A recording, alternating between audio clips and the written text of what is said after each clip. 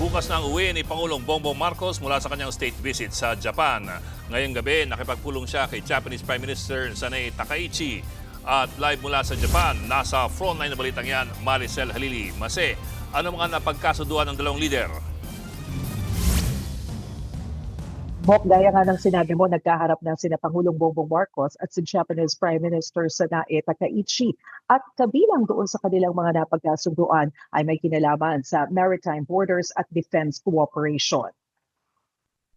Mismo sina Japanese Prime Minister Sanae Takaichi at Pangulong Marcos ang nag-anunsyo. Sinimulan na ng Pilipinas at Japan ang negosasyon para sa agreement on the protection of classified military information. Sa kanilang joint press conference, magbibigay ang Japan ng Abukuma-class destroyers at iba pang military assets sa Pilipinas. Layunin daw nitong palalimin palalo ang relasyon ng dalawang bansa. Sabi pa ni Pangulong Marcos, kasama rin sa isinusulong ng Pilipinas at Japan ang delimitation ng ating maritime borders. Dito rin inanunsyo ng Pangulo na mula sa isang strategic partnership ay itinaas na sa Comprehensive Strategic Partnership ang estado ng relasyon ng dalawang bansa.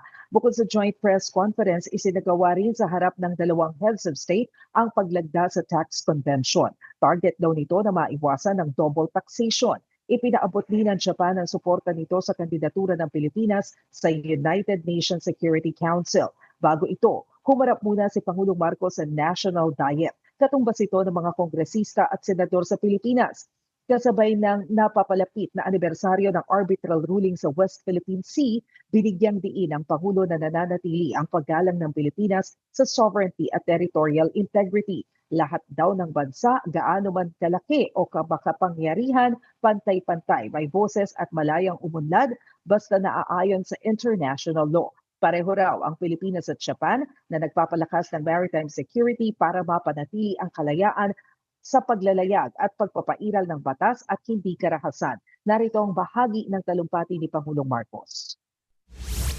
As maritime democracies, the Philippines and Japan are committed to strengthening maritime security and ensuring that our seas remain open, secure, and governed by rules, not by force. The Philippines remains at the forefront of upholding a rules-based maritime order.